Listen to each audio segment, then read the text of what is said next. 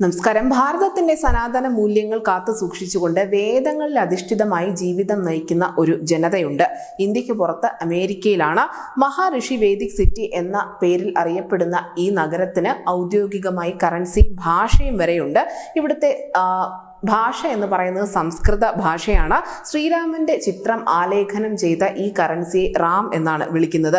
എന്തായാലും നൂറ്റാണ്ടുകൾ പഴക്കമുള്ള ഹിന്ദു വേദങ്ങളെ അടിസ്ഥാനപ്പെടുത്തി ഹൈന്ദവ വിശ്വാസ പ്രകാരമാണ് ആ മേഖലയിൽ അല്ലെങ്കിൽ ആ ഒരു നഗരത്തിലുള്ള എല്ലാ മനുഷ്യരും ജീവിക്കുന്നത് എന്നത് വളരെ ശ്രദ്ധേയവുമാണ്. ദിവസവും 2 നേരം യോഗാഭ്യാസം ഒക്കെ നടത്തി അത്തരത്തിൽ വളരെ പുരാതനമായ ഹിന്ദു പാരമ്പര്യങ്ങളിലൂന്നി തന്നെയാണ് അവർ ജീവിച്ചു പോകുന്നത്. USA അയോവയിലെ ജെഫേഴ്സൺ കൗണ്ടിയിലാണ് ഈ നഗരം സ്ഥിതി ചെയ്യുന്നത്. ലോകത്തിലെ ആദ്യ വേദ നഗരം എന്നുള്ള ഒരു പേര് കൂടി ഈ മഹാഋഷി സിറ്റിക്ക് സ്വന്തമാണ്. മഹർഷി വേദിക് സിറ്റിയുടെ രൂപീകരണം 2001 നടക്കുന്നത്.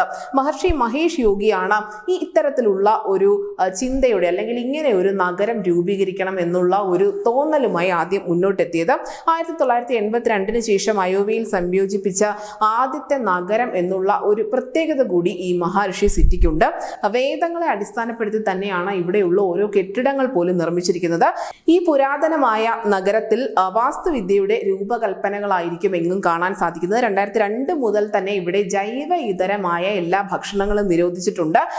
നമ്മൾ നേരത്തെ സൂചിപ്പിച്ചതുപോലെ തന്നെ സംസ്കൃതമാണ് അവിടുത്തെ ഔദ്യോഗിക ഭാഷ. അവിടെയുള്ള ആളുകൾ പരസ്പരം ആശയവിനിമയം നടത്തുന്നത് പോലും സംസ്കൃതത്തിൽ തന്നെയാണ്. ശ്രീരാമന്റെ ചിത്രം ആലേഖനം ചെയ്ത ഈ കറൻസി ആ നഗരത്തിൽ മാത്രമല്ല, മറിച്ച് അവർക്ക് ആ രാജ്യത്ത് എവിടെ വേണമെങ്കിലും പണം ഇടപാടുകൾക്ക് ഉപയോഗിക്കാനും സാധിക്കും. അവരതിനെ പറയുന്നത് വേൾഡ് പീസ് ബോണ്ട് എന്നാണ് ആ കറൻസിയെ വിശേഷിപ്പിക്കുന്നത്. ഈ ശ്രീരാമന്റെ ചിത്രമുള്ള കറൻസി അത്തരത്തിലാണ് വിശേഷിപ്പിക്കുന്നത്.